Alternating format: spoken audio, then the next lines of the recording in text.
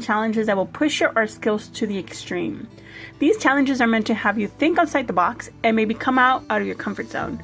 Grab your art supplies and let's get creative to the extreme. And the first challenge is, I wanted to go ahead and get rid of the brush, not use any brushes. So instead I'm going to be using these little stencil decor sponges. And I'm also going to be using these really old palette knives that I kind of don't really take care of. So that's what I'll be using instead of brushes. Let's start off with the sponge to apply different colors of blues here to make a little galaxy sky. And if you like art videos, art challenges, painting videos, please consider subscribing, giving this video a like, and hitting that notification button down below so you don't miss out on future videos.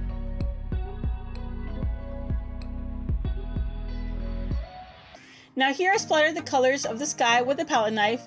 Same method as when you use a HF brush or a brush. You just make sure you water it down and you splatter the colors. The closer you splatter to the painting, you'll get more condensed stars. The farther they'll be more scattered. Then I use a different palette knife to put in the trees to hint at trees in the distance.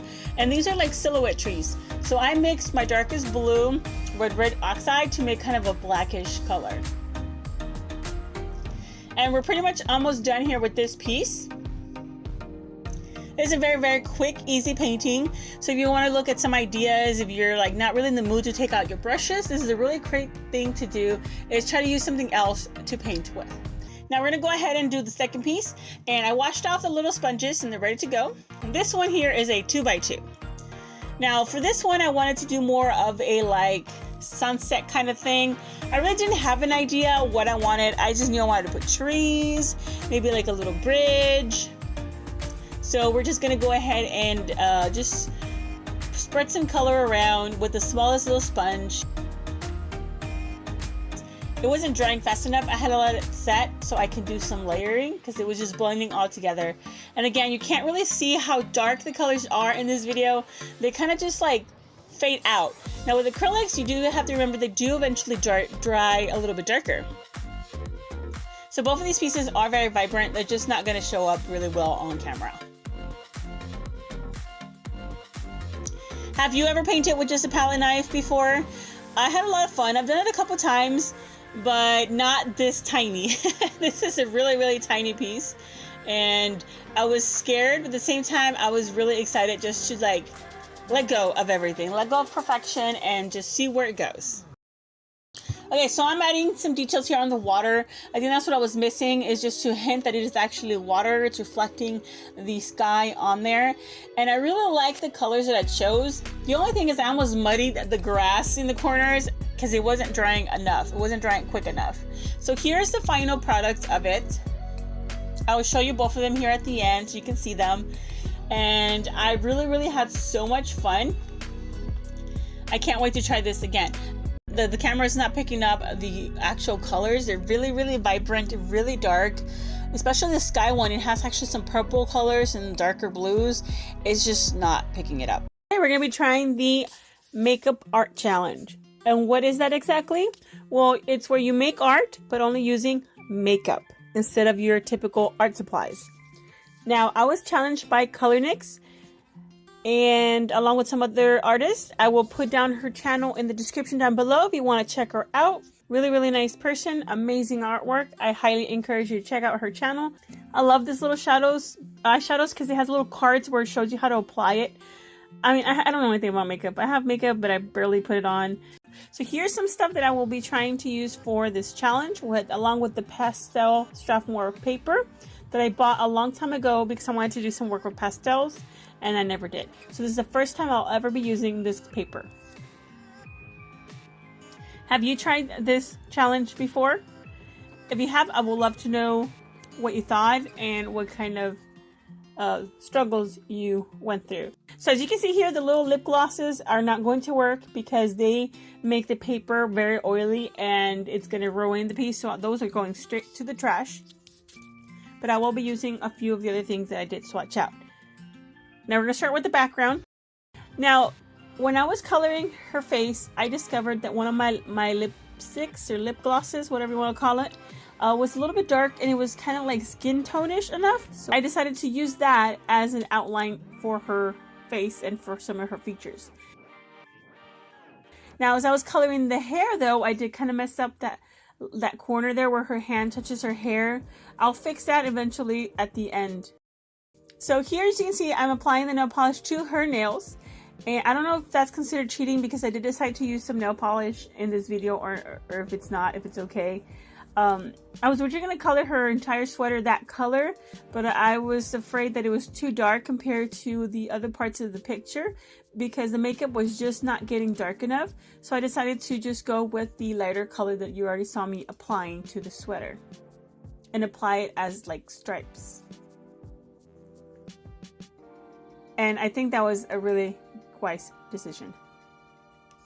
And as I was applying the nail polish, I was trying to like breathe really slowly so I would not inhale these fumes because it was cold. I wasn't going to open no window or put no fan. I was freezing. So it worked. I didn't get no headaches, and I barely even smelled the fumes. But if you do work with nail polish, please do open a window because you don't want to be smelling those dangerous fumes. Okay, so we're coming here almost towards the end of the challenge. Once again, I was challenged by ColorNix, who did this challenge herself, and she challenged me and several other artists. Now, when I was doing the bow, the little clip here in her hair, I decided, you know what? I actually have some little things for the nails that I never used, so I'll be using those here. I bought these at the dollar store. They're really, really cute.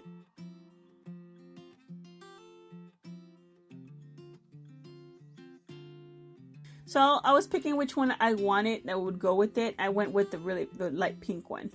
And I used the Martha Stewart glue pen that I opened from Creative Art Box. So everything kind of worked out.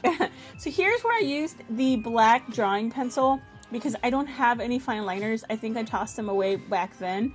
So I don't know if this is also cheating because you did use nail polish and I did use a white gel pen, and I tried using that Faber-Castell one, but it didn't work very well. And here is the final piece. I love it.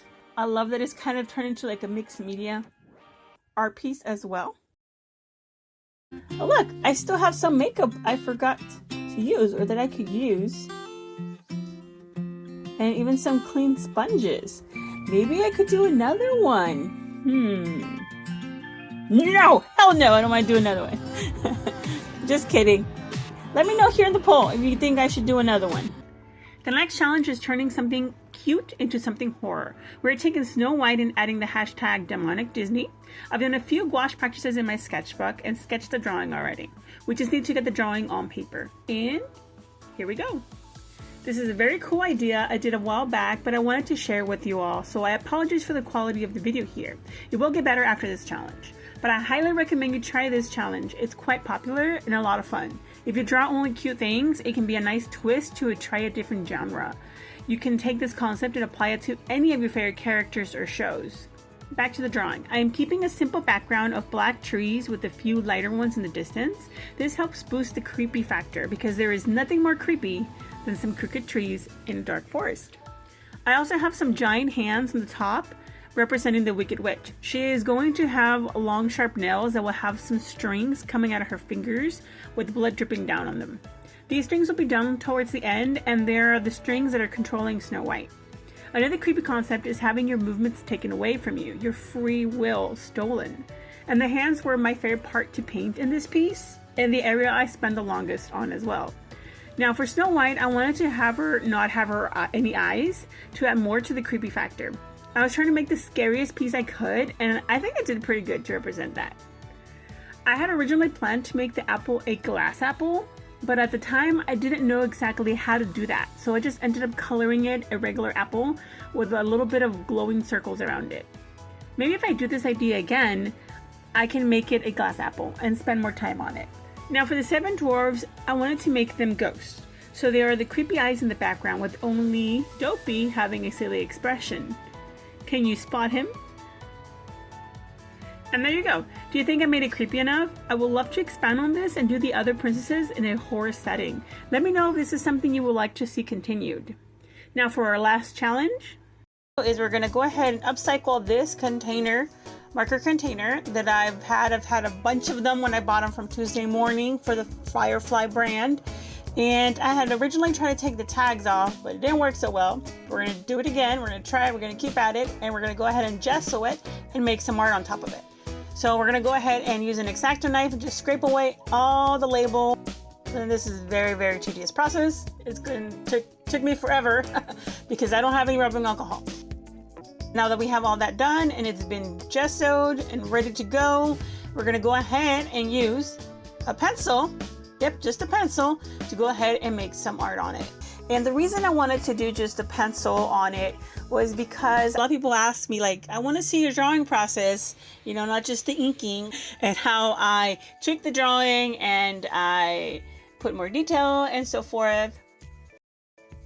I wanted to go ahead and use a pencil on a white surface to symbolize the simplicity, but also the importance of a certain piece of artwork. Always starts off with your sketch, and you can always build upon it. So it's also like emotions. They kind of end up building up on you, and sometimes you need to let them out. You need to express your feelings so you can move on from whatever situation you're going through.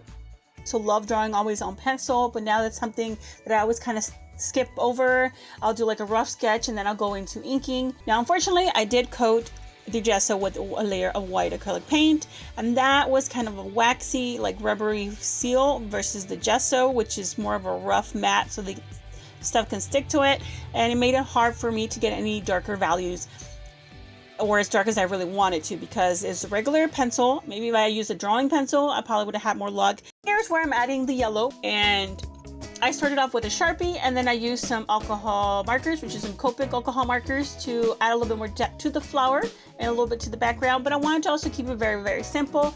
Have just the flower be the main focus, and then her. And I really, really love it. I love how we upscaled, or what is it called? What's the word? Where we took something that was going to end up in the trash and personalized it and made it so cute in a really nice container. And this is a great place to put your markers or your pencils. I'm actually going to put my fine liners because I have them in a separate container, which is really hard for me to sort through. So here is the before and the after. I love how it turned out. Let me know which side was your favorite. I know the back side, she looks bigger. I had originally planned to just transfer the same image to the back, but not include the flower, so it could be kind of like with the flower without it. And that wraps up our 4 extreme challenges that will push your art skills to the limit and have you thinking outside of the box. My favorites were making art with makeup and horrifying something cute. What challenge was your favorite? Which one will you be trying? Drop it in the comments below. And why not try these other challenge videos next?